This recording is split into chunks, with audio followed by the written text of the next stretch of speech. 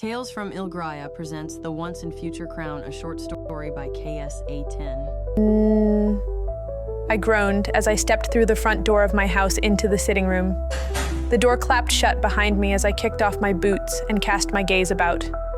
The room, which you had to step down into, was unusually cluttered, a sure sign of the move which was in process. Rubbing my aching shoulders, I looked around at the familiar chaos.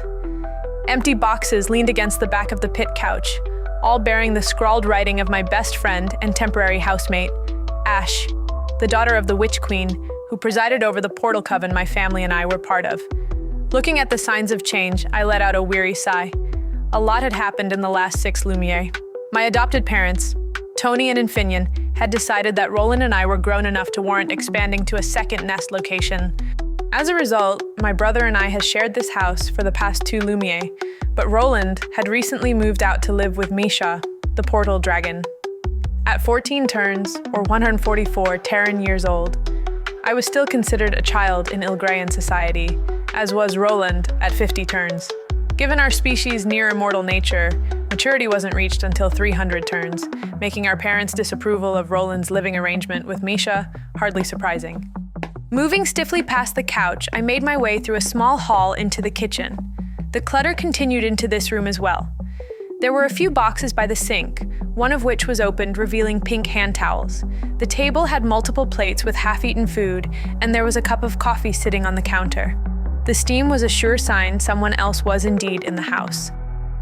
Sitting my keys on the counter, I looked at the plates in the sink and sighed before making my way into the hall, which led back to the bedrooms.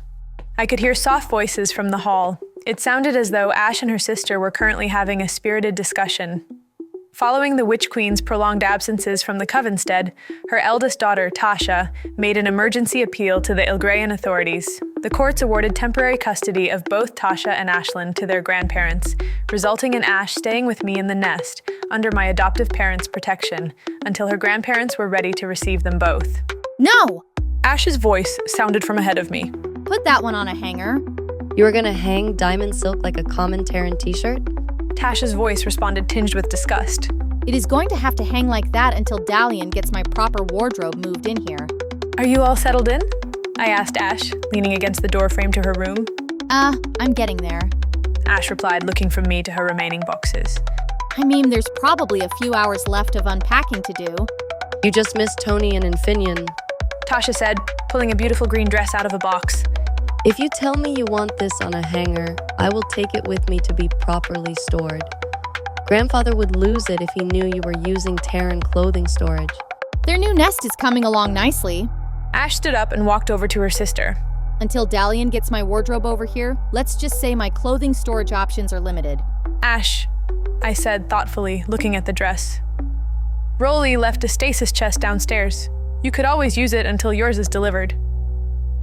Hope lit up in Ash's eyes, and Tasha smiled. I looked at the boxes and sighed, knowing the pain of having your life uprooted by less than stellar parents. It was a familiar story, like the one that had brought me here in the first place. To say some people shouldn't be parents was putting it mildly. Right. Well, Chloe put me through it today and I'm kind of tired, I said with a yawn. I'm going to go lay down for a bit. Okay. Ash replied. A look of concern crossed her face before she returned her attention to the box she was unpacking. We should just take these 2 boxes downstairs then. Would be better than disrespecting your clothing like a common Terran. If you need me, you know where I'll be. I walked out into the hall and crossed the short distance to my room, pushing open the door and stepping inside. I shut it behind me and made my way over to the bedside table.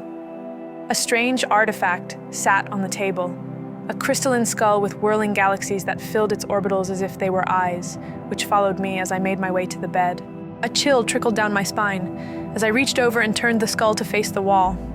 This skull was found while I was in the Amazon rainforest investigating an unsanctioned portal which had spontaneously opened.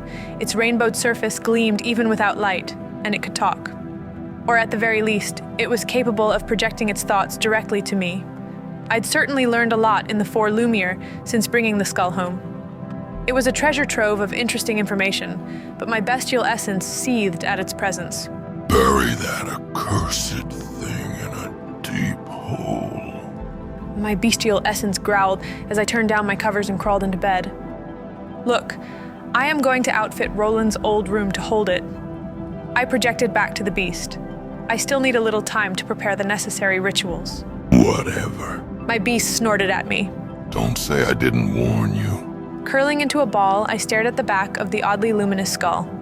It was eerily beautiful as my vision lost focus and the darkness of the room slowly swallowed me. The fatigue and aches I felt from the exertion of my session with Queen Regent Chloe gave way to exhaustion. As the tides of sleep rolled over me, I followed them deep. Tales from Ilgraya, the Once and Future Crown is a short story by K.S. Ayton. Special thanks to Sparkle Writers for beta reading this short. Want more? Visit www.talesfromilg.com. Don't forget to like and subscribe for part 2.